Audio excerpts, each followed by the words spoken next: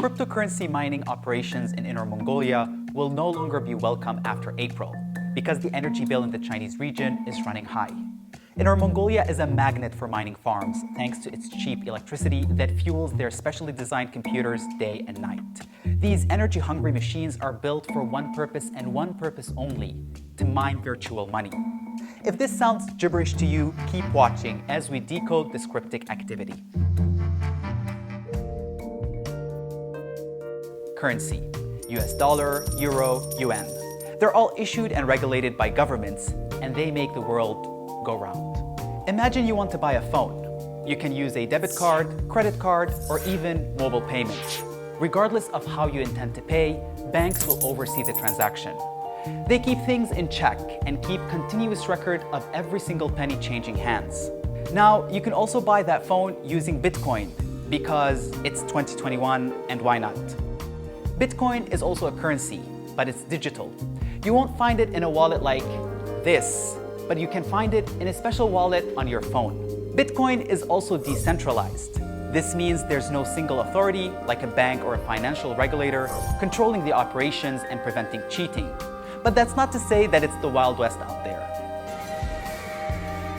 The duty of monitoring Bitcoin exchanges falls on a large network of machines and people around the world.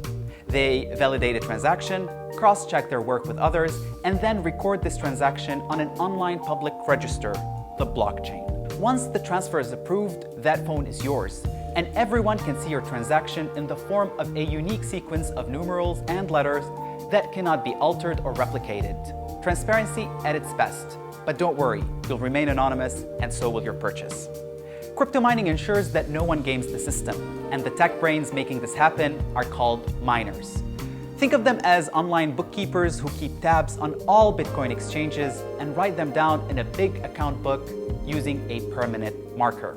It's a complicated, energy-intensive job that involves special hardware and software.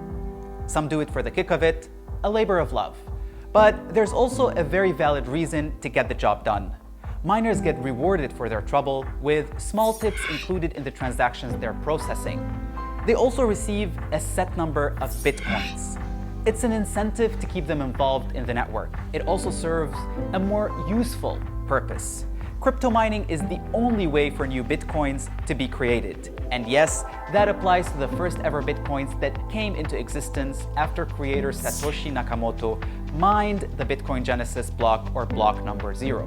Nowadays, every successfully mined block, or a group of transactions, results in 6.25 Bitcoins for the miner. That's around 340,000 US dollars. Not bad, huh? But before you roll up your sleeves and get to work, know that not every miner gets compensated. Crypto mining is a race against time and competition. Remember the phone you're buying with Bitcoin? When the transaction enters the system, it gets bundled with other payments that took place around the same time. Together, they form a block. Miners then get busy trying to solve a complicated mathematical problem attached to this data as fast as possible. The first to solve it, run it by others on the network to confirm it checks out and receive enough approval for their work gets compensated. Others working on the same puzzle get nothing. I say a math task, but it's actually pure guesswork. Luck has everything to do with successfully cracking the code of an unconfirmed block.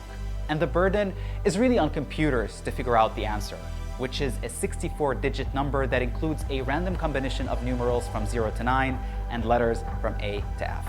According to the Bitcoin protocol rules, mining a single block takes about 10 minutes, and the system ensures this remains unchanged. It does so by automatically adjusting the difficulty level of the puzzles about every 2 weeks or 2016 blocks, depending on the current speeds of solving them. The ultimate reason behind this is that, much like gold, there isn't an endless supply of Bitcoins. The rate at which they're released needs to be routinely fine-tuned. There will ever only be 21 million coins, and the last one is expected to be mined in the year 2140. There are already 18.7 million Bitcoins in circulation, so things will only get slower going forward. It's also why miners of today are rewarded fewer Bitcoins for their work than before. Mining one block yielded 50 Bitcoins in 2009, but around every 4 years since, that amount has been halved until we've reached 6.25 Bitcoins now. Though remember, The value of these coins today is at an almost all-time high. Mining other digital tokens isn't all that different from that of Bitcoin. Each currency might have its own set of rules, but the underlying function of crypto mining is the same, to guarantee that the virtual system is secure and operational while making money off of it.